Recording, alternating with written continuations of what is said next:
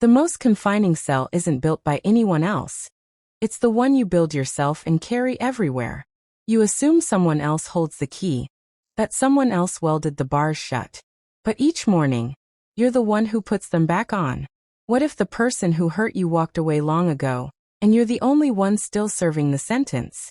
You know that feeling of reliving a moment that should have lost its power years back. A cutting remark. A betrayal. A parting that left too many questions. It shows up uninvited, and your body reacts before your mind even catches up. A tight chest, racing thoughts, stolen calm. Why does something that happened so long ago still get to hijack a fresh morning? Somewhere along the way, you may have picked up the idea that forgiving means acting like the harm never occurred. That's not it. Or maybe you worried that forgiveness lets the wrongdoer off the hook. It doesn't. Forgiveness isn't about erasing justice. It's about refusing to let what was done to you define who you become. Maybe forgiveness was never really about the other person at all. Maybe it was always about setting yourself free. We all hold on to stories. Some lift us. Some weigh us down. The most dangerous ones whisper that our future has no choice but to stay tethered to our past. Little by little, they steer our decisions until holding a grudge starts to feel safer than daring to hope. But bitterness has never actually kept pain at bay. It just gives that pain somewhere permanent to live. Think about Joseph's story. His own brothers sold him off. They lied to their father's face. They robbed him of his future before he'd even had a chance to make sense of the world. Years later, he found himself in a position of real power, facing the same brothers who'd once betrayed him. Now the ones trembling. He could have taken revenge easily. Justice would have been simple to claim. Instead, he chose something harder. He didn't pretend the wrong hadn't happened, but he refused to let it have the final say over his life. Would Joseph have ever become the man who rescued entire nations if he'd spent his days replaying the betrayal instead? His forgiveness did not erase the years he lost. It did not rewrite history. It changed what history was allowed to produce inside him. That is the miracle many people overlook. Perhaps your story feels different. Perhaps the wound is still fresh. Perhaps the apology never came. That hurts. It matters. It deserves honesty. But waiting for another person to heal your heart gives them a power they were never meant to possess. Why surrender tomorrow to someone who damaged yesterday? Jesus spoke about forgiveness in ways that challenged every instinct for retaliation. From the cross, surrounded by cruelty, he prayed for those who mocked him. Those words were not weakness.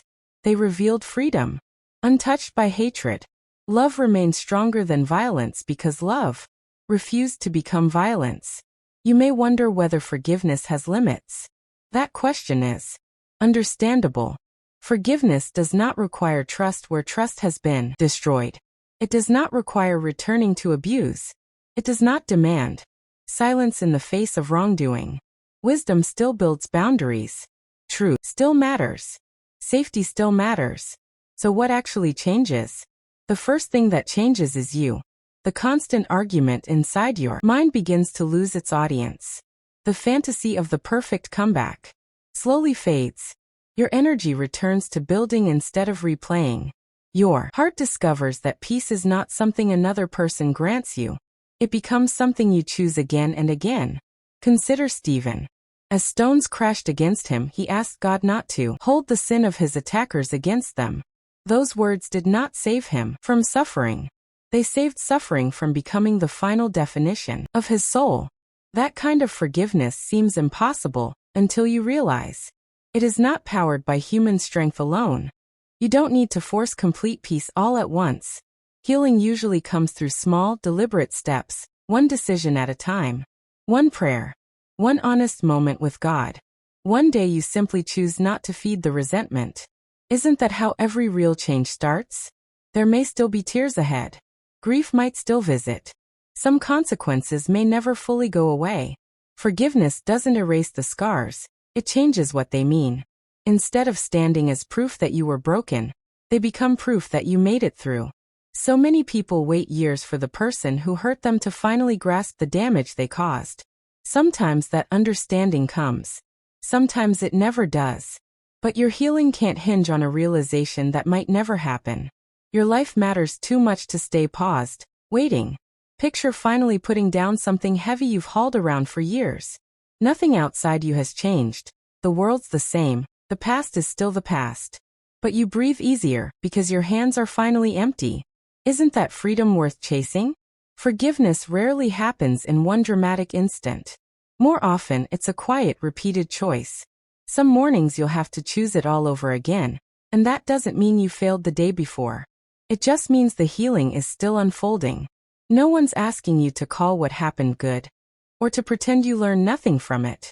You're simply being invited to stop letting someone else's actions control the state of your heart.